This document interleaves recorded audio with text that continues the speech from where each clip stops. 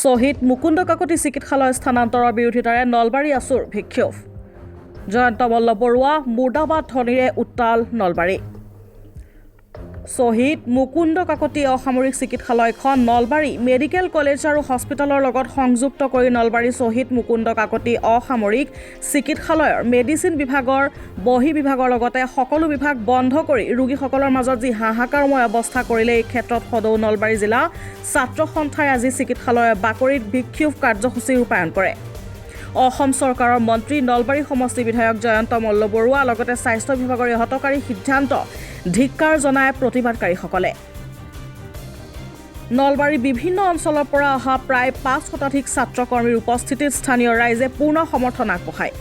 জিলা সভাপতি গুণজ্যোতি পাঠক আৰু সাধাৰণ সম্পাদক অক্ষয় ডেকাৰ নেতৃত্বত বিক্ষোভকাৰীসকলে অসম চৰকাৰ হাই হাই, শ্বহীদ মুকুন্দ কাকতি অসামৰিক চিকিৎসালয় স্থানান্তৰ বন্ধ কৰক, জয়ন্ত মল্ল বৰুৱা হাই হাই, স্বাস্থ্য বিভাগ হাই হাই, মুখ্যমন্ত্ৰী হাই হাই আদি ধ্বনিৰে উত্তাল কৰি তোলে পৰিৱেশ।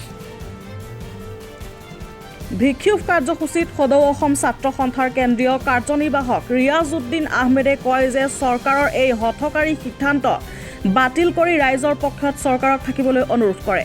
ছাত্ৰ সন্থাৰ কৰ্মীসকলে কয় যে কোনো কাৰণতে চিকিৎসালয়খন স্থানান্তৰিত কৰিবলৈ দিয়া নহ'ব বুলি চৰকাৰক সকিয়নি দিয়ে।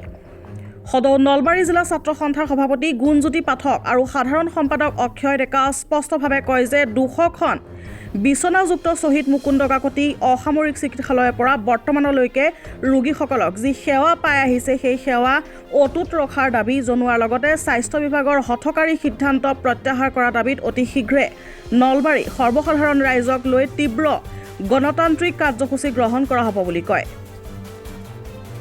নলবাৰী শ্বহীদ মুকুন্দ কাকতি অসামৰিক চিকিৎসালয়ৰ অধীক্ষক স্বাক্ষৰ জাননী আৰি ৰোগীসকলৰ বাবে মেডিচিন বহি বিভাগ বন্ধ কৰি মেডিকেলখনৰ পৰা বিভিন্ন সা সঁজুলিসমূহ উঠাই লৈ যোৱা কাৰ্য বন্ধ কৰি পূৰ্বৰ দৰে ৰাখি সেৱা আগবঢ়োৱাৰ বাবে দাবী জনায়।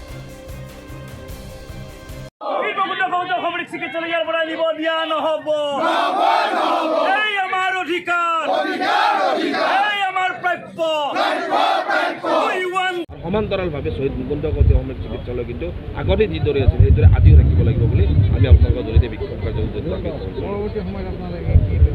চাওক, আমি প্ৰথমতে আমি এখন নাগৰিক সভা আহ্বান কৰিছিলোঁ আৰু নাগৰিক সভাত নলবাৰী জিলাৰ বিভিন্ন দল সংগঠনৰ প্ৰতিনিধিসকলে সমগ্ৰ ৰাইজে একেমুখে দাবী উত্থাপন কৰিছে শ্বহীদ মুকুন্দ কাকতি অসামৰিক চিকিৎসালয় আগতে যিদৰে আছিল তাতকৈ অধিক উন্নতমানৰ হোৱাটো আমি নাগৰিক সভাত বিচাৰিছিলোঁ।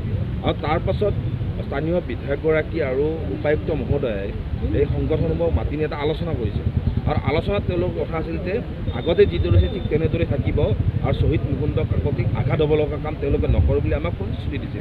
কিন্তু তাৰ পাছত কিন্তু তেওঁলোকে কিন্তু এখন নটিফিকেশ্যন উলিয়াই কিন্তু ইয়াৰ পৰা বিভাগসমূহ আঁতৰ লৈ যাব বিচাৰিছে। আমি আজি বিক্ষোভ কাৰ্যসূচীত সকীয়াই দিছোঁ। আমি বিক্ষোভ কাৰ্যসূচীৰ জৰিয়তে আমি প্ৰশাসনক সকীয়াই দিছোঁ আৰু আমি স্বাস্থ্য বিভাগক সকীয়াই দিছোঁ যে আপোনালোকে কথা ৰাখক আৰু যদি আপোনালোকে আপোনাৰ কথা ৰাখিব নোৱাৰে, আমিও কথা দি আহিছিলোঁ যে আপোনালোকে আমাৰ কথা ৰাখক, আমি আপোনালোক কথা দিওঁ যে আমি কিন্তু আন্দোলন নকৰোঁ, কিন্তু আমি আৰম্ভ কৰিছোঁ। আপোনালোকে যিদৰে কথা নাৰাখিলে কিন্তু আমিও কিন্তু কথা নাৰাখোঁ, এইটো স্পষ্ট কথা। Justice! Justice! Justice! We want justice! Justice! Justice! No solution, no! নলবাৰীৰ পৰা কালীন্দ্ৰ কুমাৰ বৰ্মনৰ প্ৰতিবেদন, নিউজ আছাম 8।